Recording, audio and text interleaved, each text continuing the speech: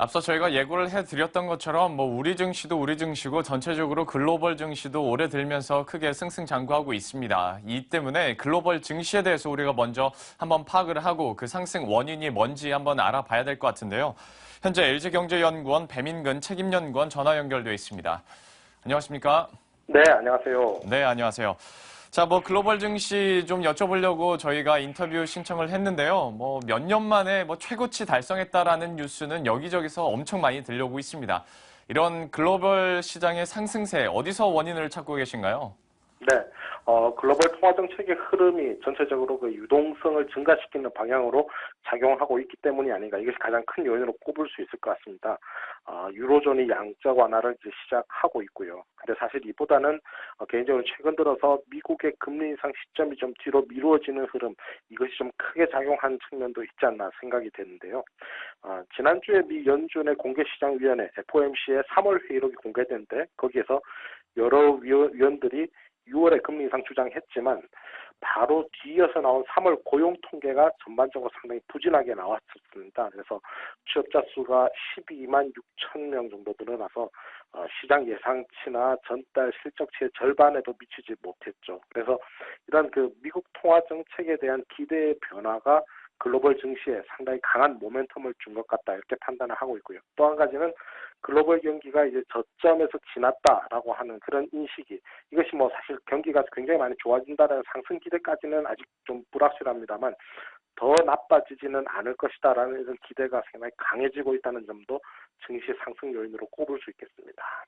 아무래도 유동성의 힘이라고 처음에 이렇게 말씀을 해주셨습니다. 그런데 또 설명을 해주시면서 한 가지 조건이 붙는 것이 미국의 금리 인상이 좀 늦춰질 것이다라는 기대감 때문이라고 했는데 금리가 인상하는 것은 기정사실 아니겠습니까? 이제 시기가 언제냐의 문제인데 과연 언제쯤 이뤄질지 예상을 하고 계신가요? 네. 지금 미국 경제를 보면 이제 고용 회복세 이런 흐름들이 대체로 이어지고는 있지만 유가 하락이라든지 이런 부분이 인플레는 억제하고 있습니다. 그래서 교과서적으로 생각하면 금리 인상에 대한 필요성이 좀 줄었다라는 부분이고, 사실 그보다는 지난해 4분기 미국의 GDP 통계를 보면 강달러가 미국 경제에 주는 부담이 전반적으로 좀 나타나고 있다. 그래서 경상수지 적자가 늘고 투자라든지 이런 것들이 조금 둔화되는 모습, 그리고 전반적으로 경제 성장에서 소비의 비중이 높아지는 그런 임밸런스드 성장, 불균형적 성장의 징후들이 많이 나오고 있습니다. 그래서 이렇게 그 금리 인상을 억제시키는 그런 요인들도 서서히 나타나고 있기 때문에 결과적으로는 결국 미국이 향후 금리를 이제 기정사실이라 말씀을 해주셨는데 많이 못 올릴 것이다, 폭이 크지 않을 것이다라는 부분, 그리고 서서히 진행을 해야 될 것이다, 이런 점들이 조금 더 명확해지고 있지 않나 싶습니다. 시작 시점은 사실 크게 보면 하반기 중, 그리고 특히 연준 내부에서 좀 많이 검토가 되고 있는 부분은 6월에 인상을 할 것이냐 아니면 뒤로 미룰 것이냐 하는 부분인데, 지금 그 고용시장의 상황, 특히 지난 3월 고용이 나쁘게 나왔고 말씀드린 대로 강달러의 부담 이런 것들 때문에 6월 인상 조금 쉽지 않아 보인다라고 생각이 되고요. 3분기 정도는 돼야 인상을 할 수 있을 것으로 이렇게 보고 있습니다. 예.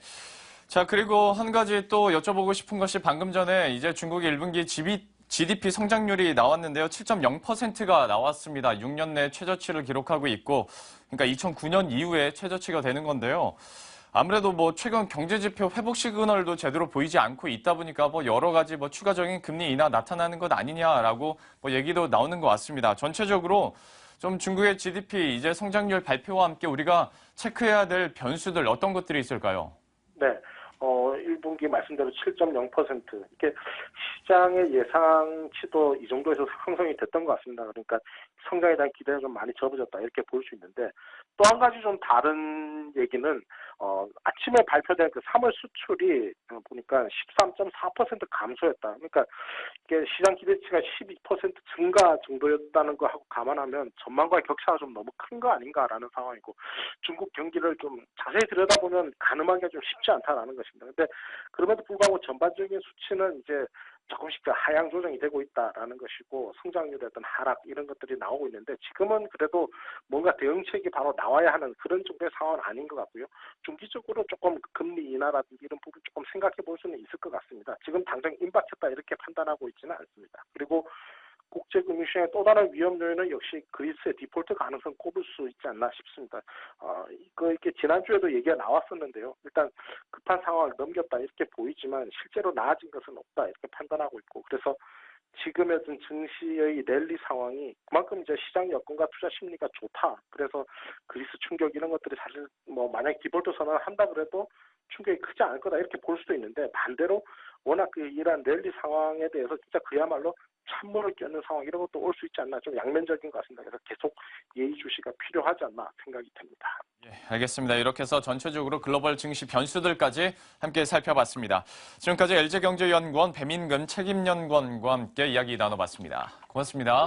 네, 감사합니다.